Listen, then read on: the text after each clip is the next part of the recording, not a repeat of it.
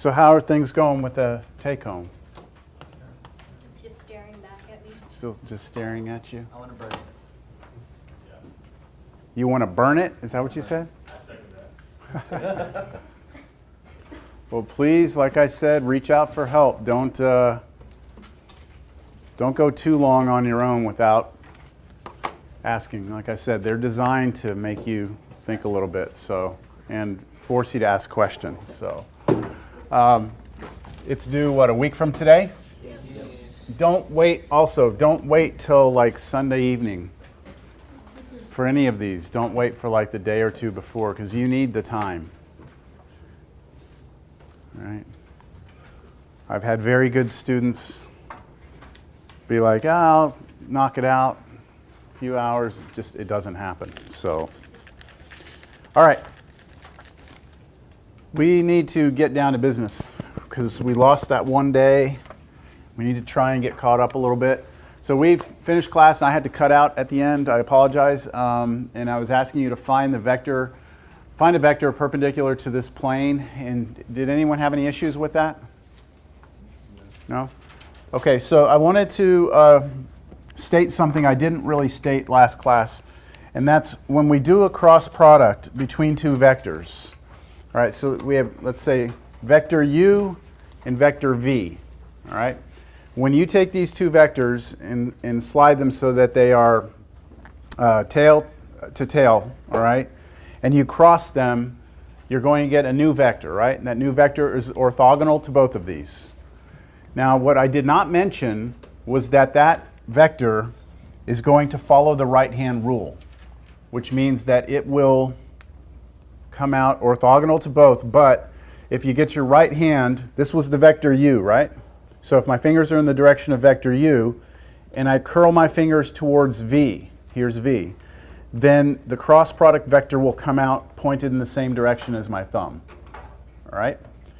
So if this vector would be u cross v, but where would the vector v cross u be? V crossing u. So my fingers now have to point in the direction of v and curl towards u, so my cross product would actually be like this instead. Now they would be parallel, right? But they would be pointed in opposite directions. All right, so right-hand rule for cross products always. All right, now a theorem for cross products, and I'm going to put up here, recall from last class, or not the last class, the one before that. We had a theorem for dot product. Remember this? Said that the dot product between two vectors is equal to, this is our dot product, is equal to magnitude of u times magnitude of v times cosine of the angle between them. This theorem gives us another formula similar to this, and this theorem gives us, notice, the magnitude of the cross product. So that's the length of that vector. The vector that I just showed you that was pointing out like this, right? That vector right here. This formula gives us how long that vector is, its length. And it is the magnitude of u times the magnitude of v times sine of the angle between the vectors. So it's similar to this one, right? Just change that to a sine, and it measures the length of the cross product vector. Now, more interesting than that is that value, what the length of that vector actually represents. Let's go ahead and, well, do we really need to do this one? Find the magnitude of this. So you would just take the magnitude of u times magnitude of v times sine of 31 degrees. So just on your calculator, 3 times 7 times sine 31, that would give you the length of the cross product of those vectors. I think that that's something I can leave you to do. But here's one of the results of this theorem. Two non-zero vectors. That's important that it says non-zero. Two non-zero vectors. So if I have two vectors, right, they're both not the zero vectors, then they are parallel if and only if the cross product is the zero vector. So that means that let's see how that theorem helps us determine this. Here's the theorem that we just put up a second ago. Okay? The angle between the vectors, if the angle between the vectors is 0, right? Then sine of 0 is 0. And so that means that the magnitude of the cross product is 0. And the only way you can have the length of a vector be 0 is if the vector was the 0 vector to begin with. So that's what this theorem is saying. Two non-zero vectors are parallel if and only if the cross product is 0. So that is a way to check whether or not two vectors are parallel or not. You can just take their cross product. Now, do you remember we had a way of checking to see if two vectors were parallel already? We just checked to see if they were scalar multiples of one another. That to me is easier than this, because the cross product involves, you know, that table and the setup, and that can be kind of messy. So, but it's good to know that we have that theorem there if we need it. All right, now I really like this result. This is a geometric concept. So areas of parallelograms. So if I have two vectors, two arbitrary vectors, let me go ahead and draw some vectors here.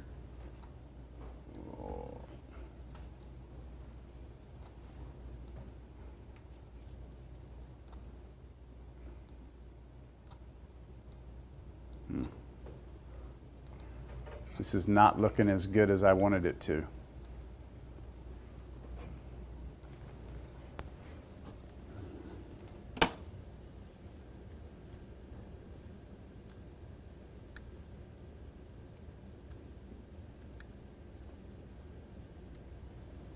All right. So we have two vectors sitting in space here, the black one and the red one, all right? So they're sitting out there like this. They're not necessarily orthogonal, okay? But I've got two vectors there. Then if we imagine drawing, here are the two vectors, right? If we imagine forming a parallelogram from these two vectors. Let me put these together. So there are two vectors. If we imagine forming a parallelogram from these, so take this vector right here and just slide it over. Take that vector and slide it up. We'd form, if we attach tail to tip, tip to tail for both vectors, we'd create a parallelogram, right? This parallelogram has an area, and that's what I was trying to show you here. If we extend these out, we have some like little sheet, little parallelogram sheet that has an area to it, right? Well, it turns out that the area of that parallelogram, the area of that parallelogram is equal to the magnitude of that cross product. Which may seem like, okay, well, who cares? But this is actually pretty useful to us. Y'all understand that, though? All right. It's a very, very cool result. I can find the area of that little parallelogram by just taking the cross product of those two vectors and then finding its magnitude. So I think we're going to do that. So find the area of the parallelogram formed by those two vectors, u and v. So tell me what I need to do. Just take the cross product first. So remember how we did cross product? It was like I hat, j hat, k hat. And then we wrote 2, -3, 5, and then underneath it 4, -1, 3. And then we did that little thing, right? We created this table.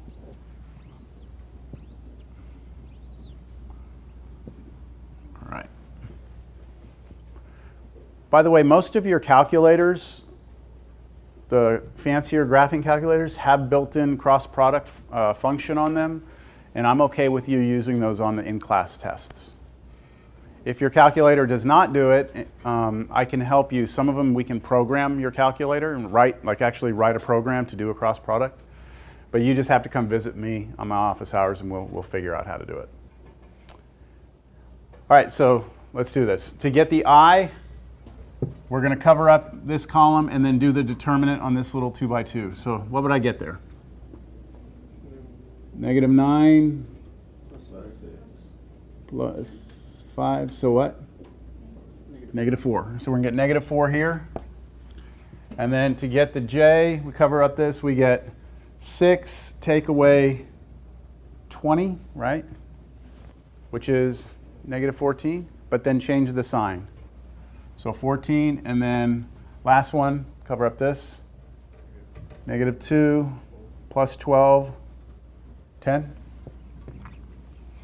So the cross product, u cross v, is the vector negative 4, 14, 10. Now that's not the answer, right? We just need the magnitude of this. And how do we find the magnitude of a vector? Square root, right? Each of the components squared. So negative 4 squared. I'll need someone on their calculator to give me what this is. Unless we want to keep it all as integers. Do we or no? 2 No. square root 78. 2 root 78? I should be equals. And then what's that as a decimal? 17.6635. 17.66? We'll go with that. Anyone else get that? Just want to confirm with one other. No? No one else is going to help? All right. We'll trust that answer. All right, so that means, I mean, this is actually, I think this is pretty amazing because if you've got some three-dimensional object, right, sitting out there in space, no matter how it's oriented, right, these two vectors, that little parallelogram, we can measure its area, no matter how the tilt is on it, using this formula. And that can be illustrated even better with this next example, which is to find the area of a triangle. So we all know the old formula for area of a triangle, 1/2 base times height. It's a great formula, isn't it?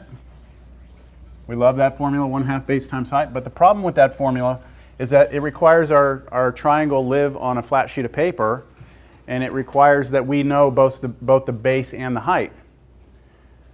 With this idea of the area of the parallelogram being the magnitude of the cross product, we can actually find the area of any triangle in 2 or 3-dimensional space.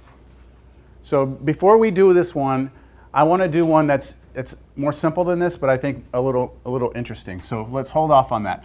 Let's say that we have this triangle right here. Here's the x plane and the y plane, or the x-axis and the y-axis, a flat sheet of paper. And let's just take this point 1, 2. Let's take the point 4, 0. And let's take the point 7, 5.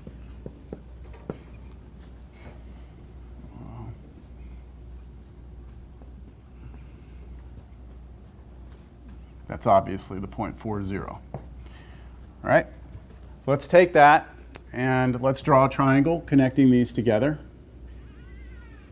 Like this. And let's ask ourselves what the area of that triangle is. Now, you could probably find a way to cut this up and use your good old 1/2 base times height formula. I'm not going to disagree. There's probably a way to do it. Right? But I'm going to try and do it using the formula that we just came up with. So you need to first be able to see that there are vectors here. So can you create 2 vectors? Yes? All right, let's try them. Let's start. How about this one? This vector that goes from here to here. That vector right there. Let's call that u. And then the vector that goes from here to here, let's call that v. Now, the parallelogram formed by these two is something like that, right? And the formula for finding the area of that parallelogram is the magnitude of the cross product. Agreed? Mm-hmm. So we don't want that, though. We want half of it, don't we? Because half of the area of the parallelogram is the triangle. So what I want us to understand right now is that we need 1/2 of the magnitude of u cross v, right? That's what we would need in order to figure out the answer. Does anybody see a potential problem? Well, it's not going to be a perfect rectangle. What do you mean?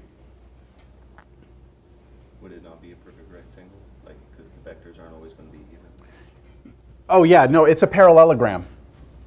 But even if it's a parallelogram, And you take half of it. yeah, if we're trying to get these 3 points, right, then this area is the same thing there. So there's symmetry here. That's why it's okay for us to take half. I would say which vectors you choose, because only some make the parallelogram nearly flat. So the statement was that it matters how we choose these. So what if I would have chosen these two? That might be hard to see. Would we get the same parallelogram? Look, if I choose this one and this one, can you see the parallelogram formed by those? Is it the same? No. It should be the same. Should be the same. It's going to be, it's hard to put it on here, but it's going to be like this. Hold on. It's too much stuff up there. Here are the vectors, right? Like this. So, it's that right there. It's the same one, though. It's the same area.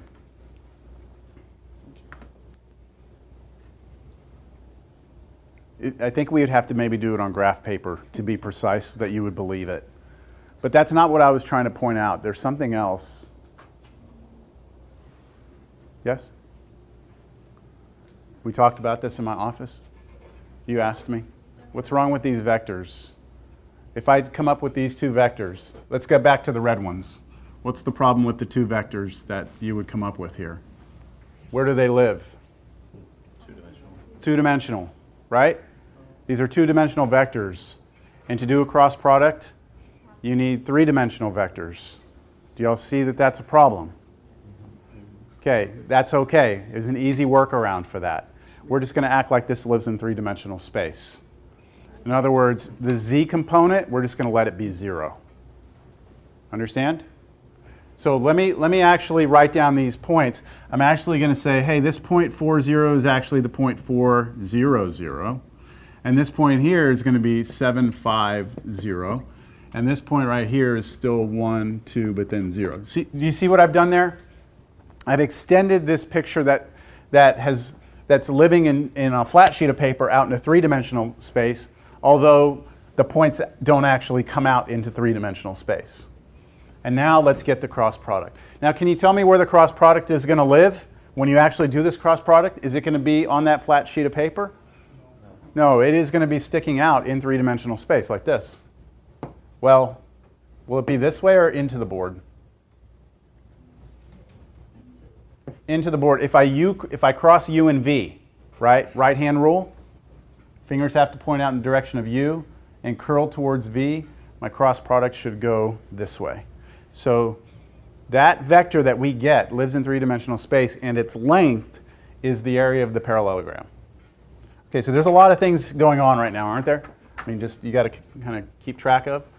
Let's write the vectors u and v. What's the vector u?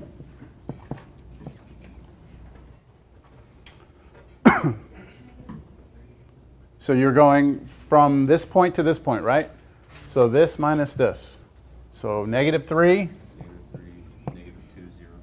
-2, 0. Negative 2? 0. 2, 0. Sorry. Okay. Yeah. And then v is the vector 3, 5, 0.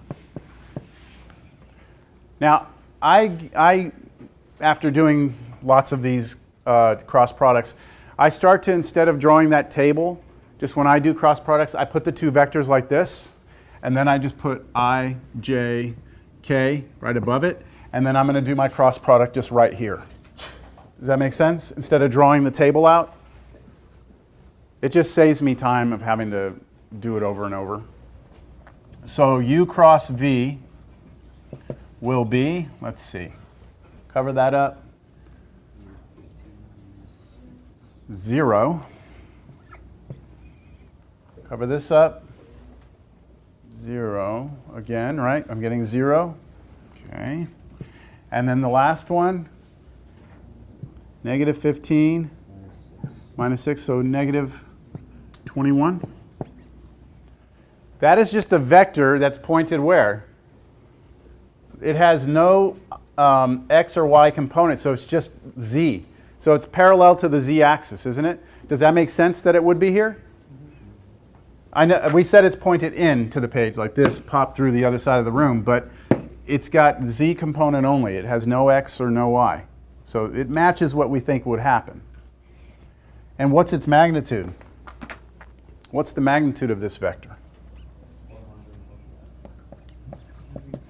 It would just be 21. Yeah. It's this squared plus this squared plus this squared, square root, so 21. All right, so what is the area of the triangle? It's half of that, 21 halves. 10.5. Make sense? So pretty much any triangle that you know the vertices of, whether it live in two-dimensional space or three-dimensional space, you can find the area of it using the magnitude of the cross product. Very, very useful. You just have to come up with the vectors first. You've got to define your u and v. The only time that is an issue is maybe if you're in two-dimensional space, you have to extend it out to 3. So it will be square root of 21 squared? It was the square root of 21 squared. Oh, okay. And so the square root and the squared cancel. Oh. So you just get the 21, right? You would have had like yeah, that, yeah. and then the 20.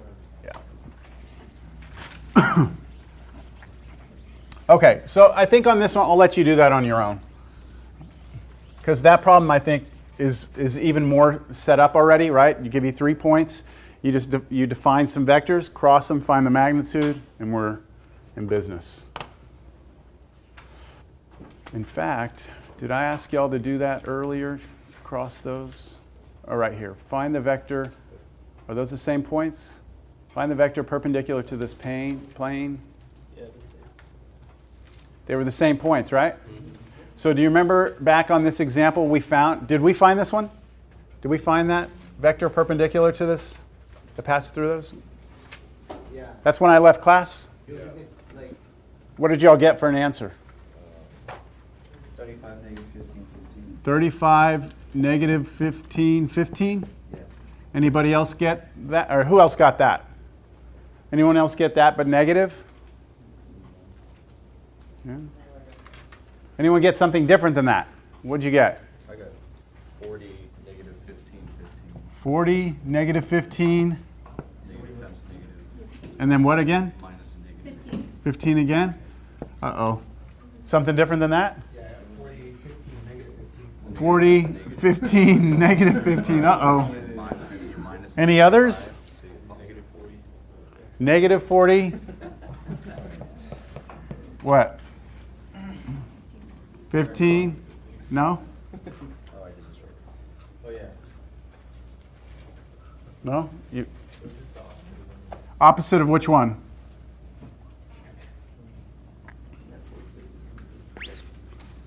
Yeah, the top one's off.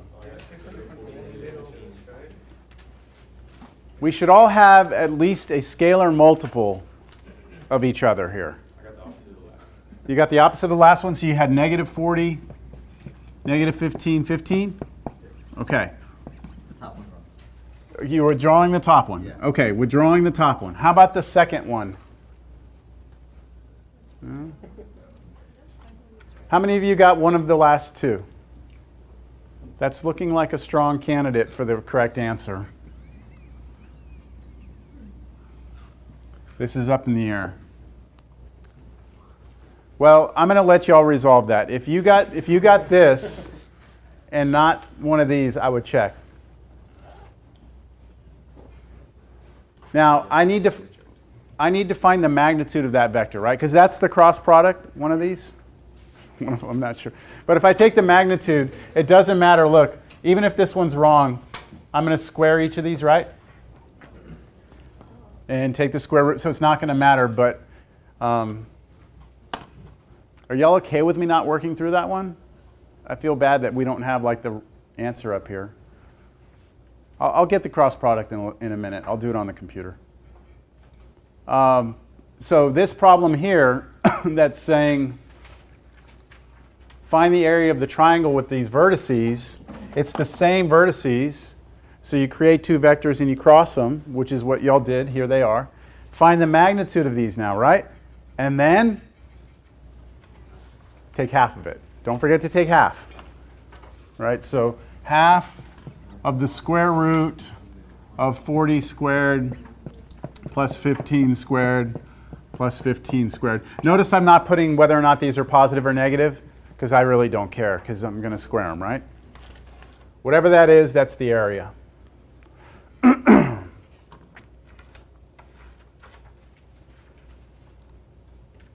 All right, now we're going to move on to a further extension of this, which is a way that we can use vectors to compute volumes. So I'll show you with the picture, or with my markers. Let's say we have three vectors. This one, I'm going to make this one orthogonal just for demonstration. This one and this one. So they're all orthogonal, right? If I were to imagine this little rectangle here, right? And then this big long rectangle here, and then like a big shoebox. Can you all see this big shoebox? That's actually called a parallelepiped. A three-dimensional boxy looking thing is called a parallelepiped. It's a weird name. And now if I shift this one over, tilt it, and maybe tilt this one a little bit, I just have almost like a parallelogram, but three-dimensional. So everything kind of gets shifted. That is still called a parallelepiped. This formula allows you to find the volume of that parallelepiped. And the formula is the following. Given three vectors, right? It's called the triple product. The volume of the solid formed by the three vectors is the magnitude, okay, or absolute value, of U dot what? V cross W. And it does not matter how you do this. You could do V dot U cross W, or you could do W dot U cross V. Doesn't matter. You're going to get the same answer no matter what. All right? When you do this right here, what is this going to spit out? A vector. When you do this with that, what are you going to spit out? Scalar. And then the magnitude is just going to be the absolute value. It's just going to give you a positive answer.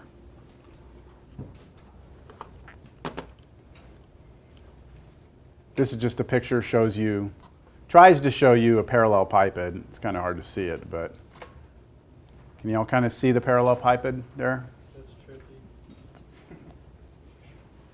So, tricky or trippy?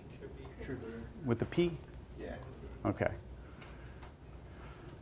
Find the volume of the parallelepiped formed. Let's see.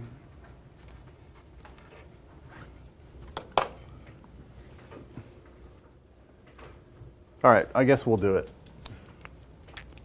Let's call this U, V, and then W. All right, so first thing I'm going to do to get this volume, I'm going to write the formula down. So if you were just trying to explain to someone how to do it, you would tell them, hey, look, just take two of the vectors, cross them, right? Take that answer, dot it with the third vector, and then go ahead and just give me the absolute value of that number. So I'm going to start with my V cross W. And to do that, I'm going to take -2, 5, -1, and cross that up with 1, -1, 1.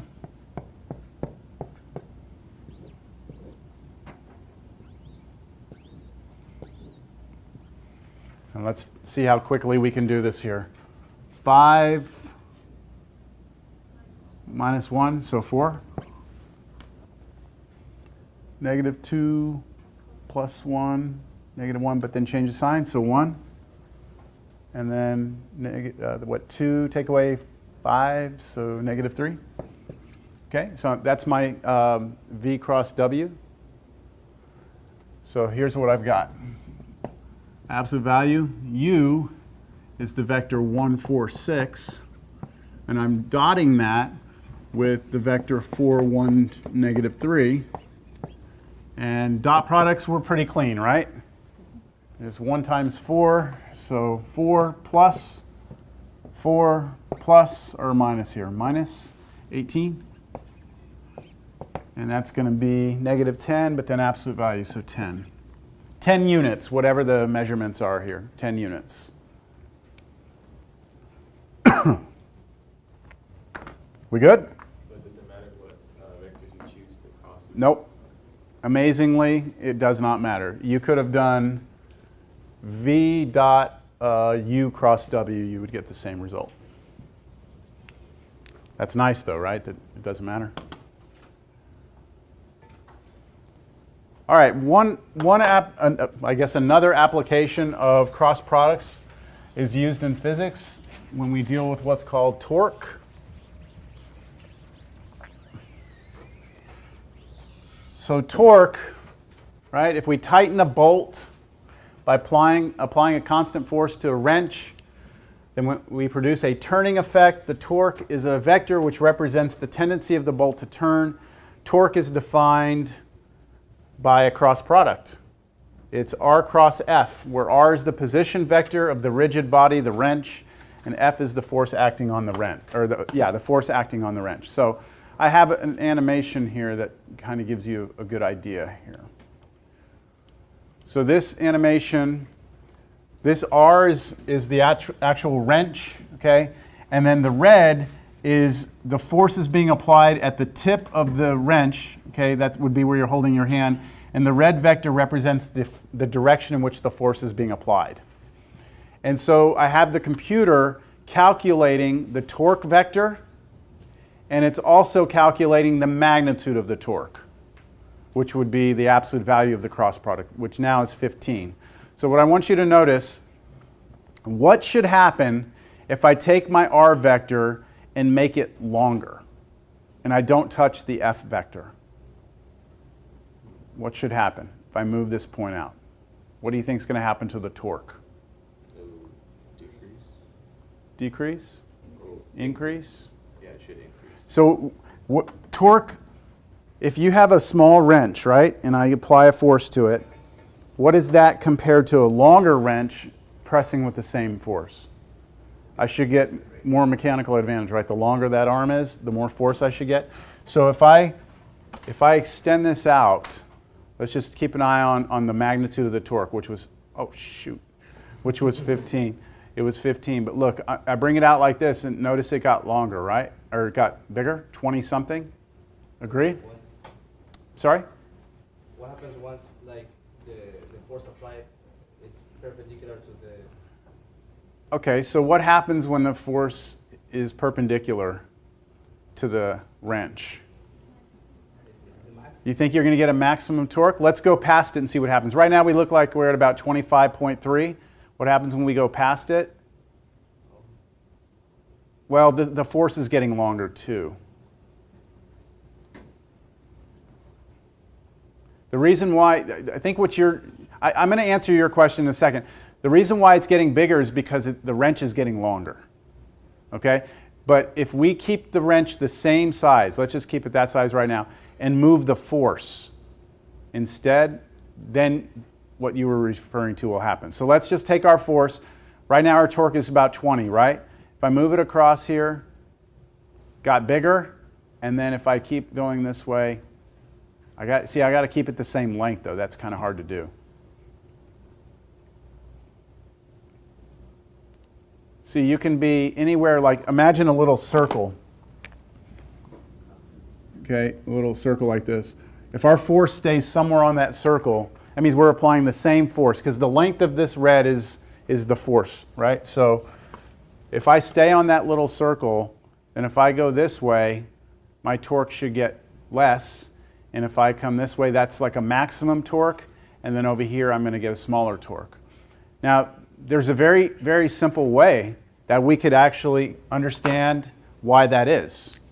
And it's the formula for R cross F. The magnitude of that is the magnitude of R times magnitude of F, what? Sine theta, right?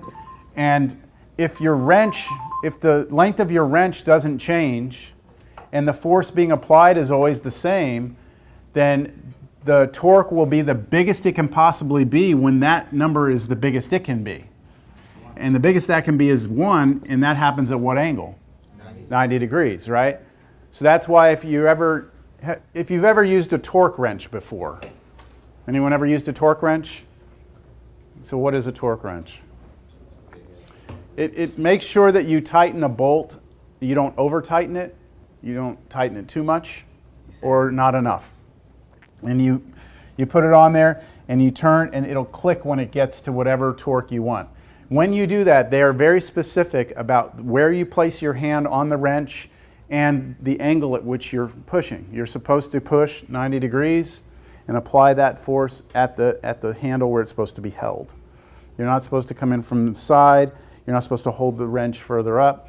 And that's because it's counting on this sine 90 degrees, and it's counting on a fixed radius here of your wrench. You change any of those variables, and you're not going to have the same torque. So we get maximum torque when the angle is 90 degrees. Also, right now, would my torque vector be going into the board or out towards us? Into the board. If we're doing R crossing with F. So I'm gonna move F over here and put them like this. If I do R crossing into F, I've got to get my fingers pointed in the direction of R and curl towards F, right? So I'm going to be into the board, right? Now think about that like a screw or a bolt. If I turn a bolt this way, which way does it go? In, if it's right-hand threads. That's what'll happen. Righty-tighty, right? It goes in. And now if I change my force vector and I move it to the other side like this, now when I cross them, right, it's going to come out of the board, and that's because when we get a rotation like this, and that's lefty-loosey, it's going to come out, right? Now, have any of you ever messed with a thread that's left-handed thread, where it's righty-loosey, lefty-tighty? Yeah, that can mess you up. Bikes, the pedals on bikes, one of the pedals is left-hand thread. Just FYI. Okay. Now, what happens? What happens if you hire some guy to take the nuts off of a tire and he applies this force right here? The torque is going to be 0, right? Sine of 180 is 0? Pardon? Because Yeah, because sine of 180 is 0. So, and that's his last day on the job probably, right? And you don't go grab a wrench and pull it to tighten, right? But it's cool that the math matches up with what would happen, right? If you apply a force this way, it doesn't matter how large your force is, you're not going to get any torque. They're parallel vectors, right? The cross product of two parallel vectors is 0. So that's one of those situations where it actually makes sense that the cross product of two parallel vectors is 0. It physically has a representation. All right, that's it. There's the homework for that section. Did I put that up last time? I don't remember putting that up.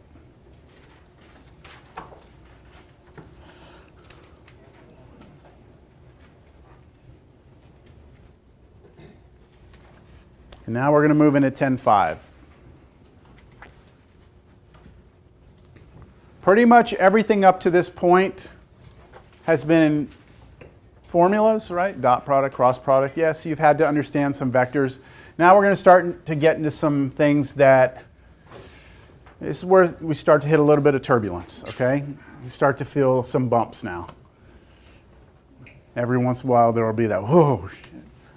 You've been on a plane where that happened before?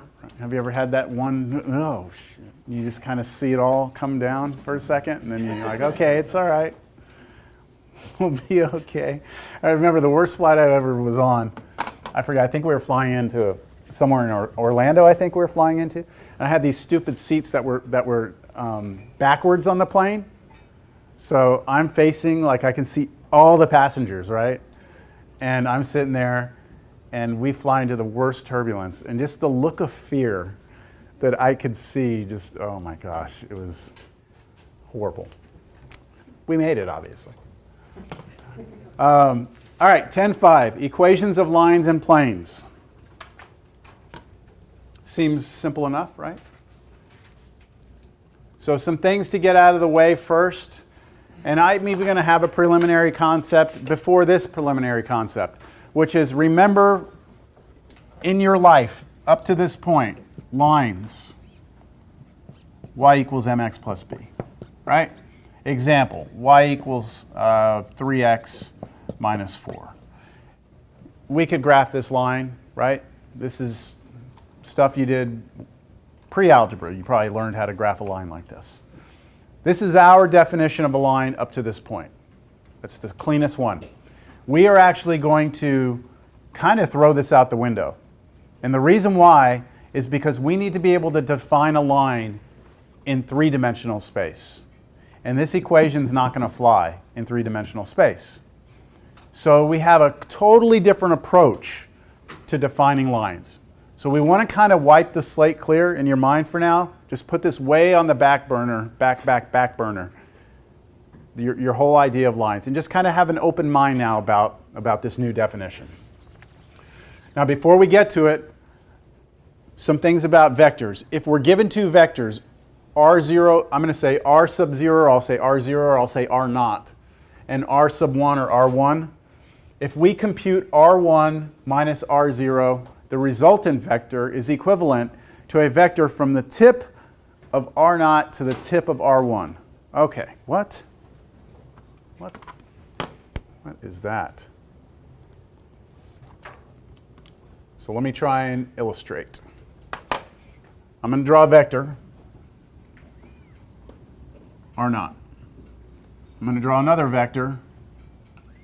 Doesn't matter how long it is, but I'll make it longer than R naught, R1. Okay? I want us to compute R1 minus R naught. This is the same as R1 plus negative R naught. Agreed? Now, adding two vectors means you take the tip of this one and attach the tail of this one to it, right? So what I'm going to do now, just so you can visually see it, I'm going to draw negative R naught. I'm going to put it right here. Do you all agree that's negative R naught? It's the same vector, right? It's parallel, it just points in the opposite direction. I'm going to take this one and vector slide around. I'm going to slide it over here, and I'm going to attach it to the tip of this one, right, R1. So right here, and let me try and do my best here. That good? This is negative R naught. So R1 minus R naught should start where and end where? Start? From the tip of R naught to the tail of R1. So from connecting these, right? But my question is, which way is the vector pointing? Is it to the left or to the right? We're going to start at R1 and add this, right? So it should go like this. It's the result of going R1 and then adding to it negative R naught. You end up here. So that's R1 minus R naught. Now, y'all see that? Now, what did I say up here? I said that given two vectors, R naught and R1, here they were, R naught and R1. If we compute the vector R1 minus R naught, that's this one right here, the resultant vector is equivalent to a vector from the tip of R naught to the tip of R1. Tip of R naught to the tip of R1. So I'm going to try and draw this again. I'm going to put R naught here again. Here was R naught. R1 was this one, right?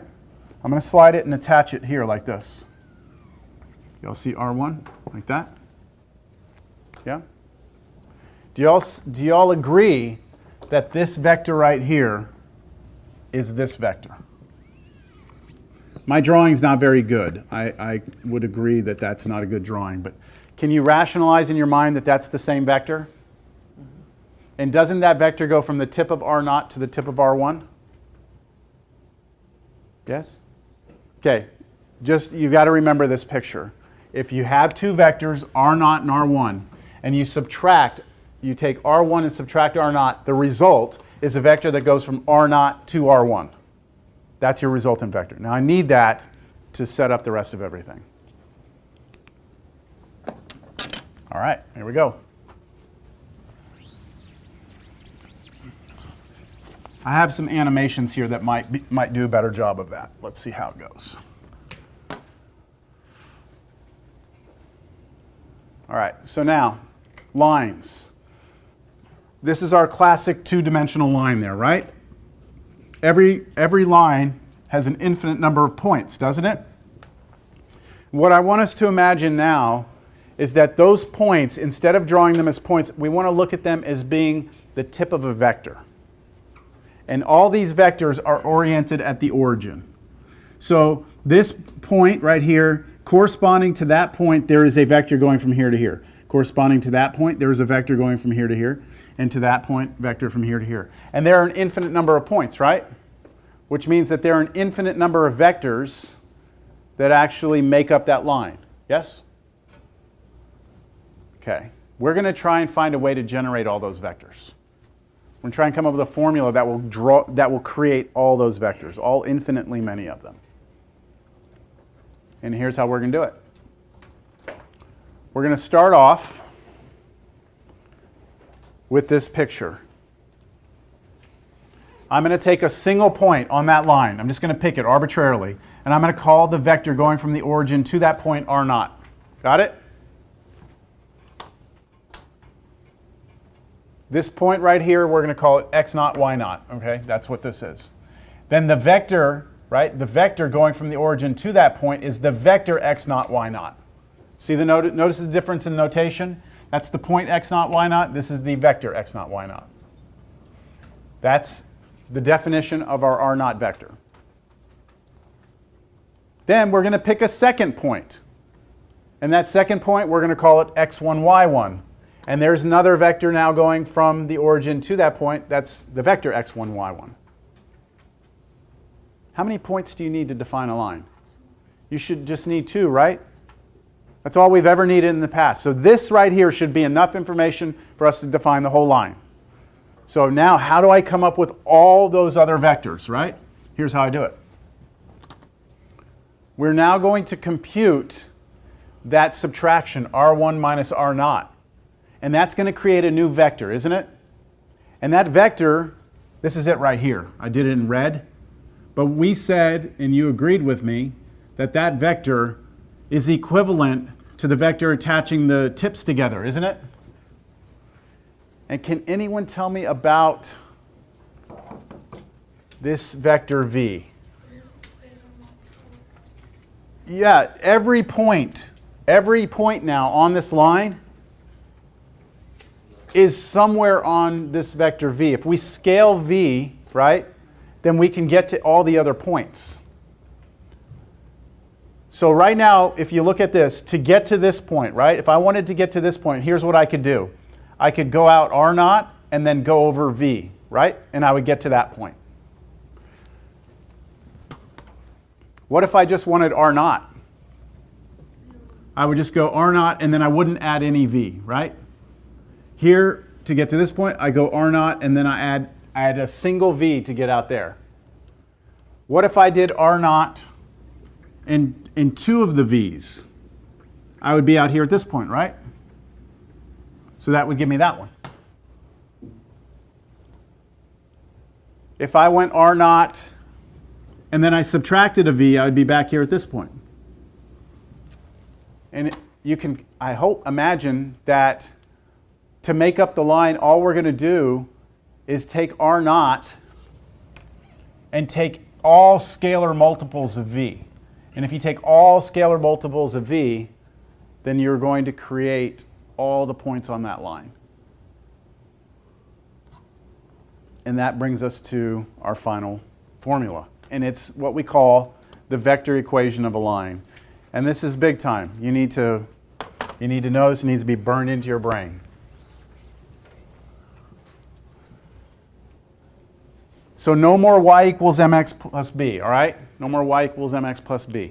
The equation of a line in vector form is now r of t, notice the vector over the r, because this thing spits out vectors.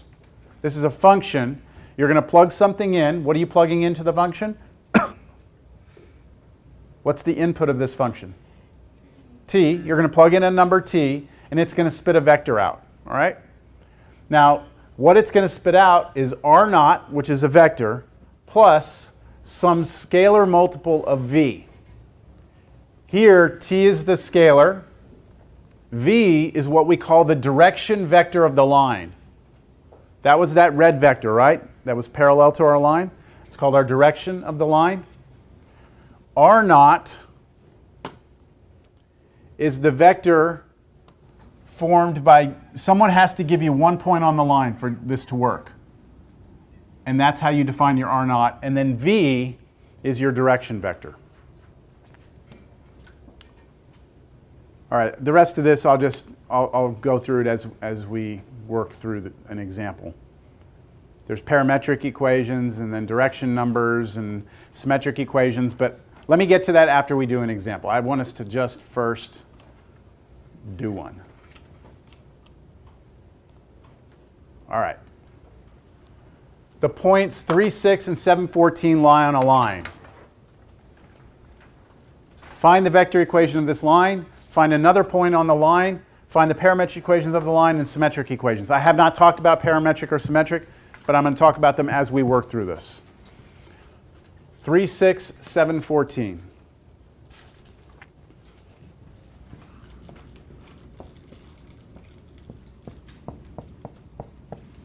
So we could plot these, right? I mean, we could, I'm not, real quick. 1, 2, 3, 1, 2, 3, 4, 5, 6. Here's 3, 6. And then 7, 14, I don't know, something like that. And there's a line, whoa. There's a line that goes through those 2 points, right?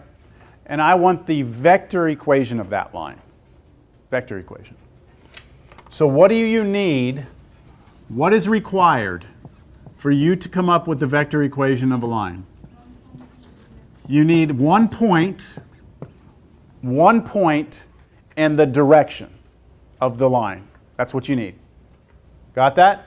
To find the vector equation of a line, you need a point and a direction. So let's start by finding a point. Do we have a point on this line? Yes. Absolutely. I could say that the vector R naught is what vector? 3, 6. Could I use 7, 14? Yes, it's my choice. I'm going to use 3, 6.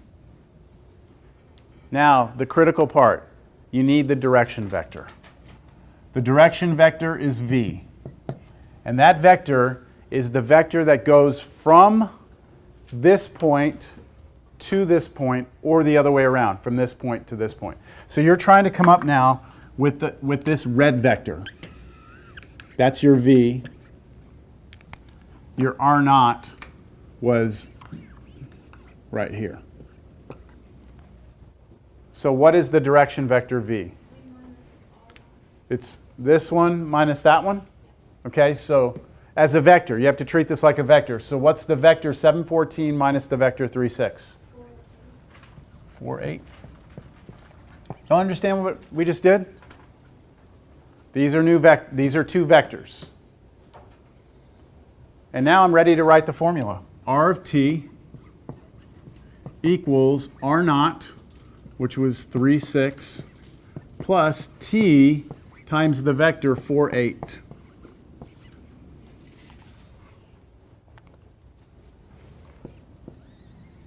That's the vector equation of the line. Now, I will also point out here, t is an element of the real numbers. In other words, t is a real number. It's a scalar. It's a scalar. So you start giving me values of t, and I'll start spitting out points, right? Just like with the good old equation y equals mx plus b, you start giving me values of x, and I'll start spitting out values of y, right? Here you give me values of t, and I'm going to start spitting out points. Question? What is T? It's what we call it a parameter. It's just a variable that's going to generate. You let t be any number, it's going to generate every point on that line. Visually, though, it's not here. Okay, visually t is not on the picture. Where with y equals mx plus b, x was on the axis. Here, t is not here. It's like a background, like a clock running in the back if you want. But it can be negative also. So you can go back in time. We good? That's the vector equation of the line. Now, you can clean that vector equation up just a little bit because we know with scalar multiplication, t can go in here, can't it? So this can become 4t, 8t. And we can go even further than that. By adding two vectors together, you just add the components. So r of t is 3 plus 4t, 6 plus 8t. There it is. These two are the most commonly accepted versions, the ones that are boxed. I'll accept your answers either way. If I ask you for the vector equation of a line, either way. Now let's see that this works, okay? Let's just check to see if this generates that line. Will that generate, can I get this to generate the point 36? If t is 0, right? Come over here, plug in t is 0. So what is r of 0? 3, 6. Good. Okay, can you generate the other one? 7, 14. T is 1. Right? Plug in 1 here, you're going to get exactly 714. Can you give me another point on this line that's not listed there? You can just plug in any value you want for t, right? Anything you want. So how about we do something like r of negative 1, just to have fun. What would r of negative 1 be? Negative 1, negative 2. So does it look like that would lie on our line? Negative 1, negative 2? Oh, yeah, maybe, yeah, should. So you see how this generates all the points? All right, that's your vector equation of your line. That's how you generate the different points. If you plug in all real numbers for t, you draw the whole line, everything. What happened to my thing there? All right, let's go back to the question. All right, it said find the vector equation of this line. We did that, right? Find another point on the line. We did that. Now it says find the parametric equations of this line. Now parametric equations is something that you may have seen in the past, but this is very simple in terms of the line here. All we're going to do for parametric equations is we're going to look at the vector equation of the line right here, and we're going to treat this right here as being like, that's like the x coordinate, isn't it? And this right here is our y coordinate. Whenever we plot these points, right? That's our x and y coordinate. So when they ask for parametric equations of this line, what they want is for you to give them an equation that defines x and then an equation that defines y. So all we have to write here is this. X is equal to, what is x equal to?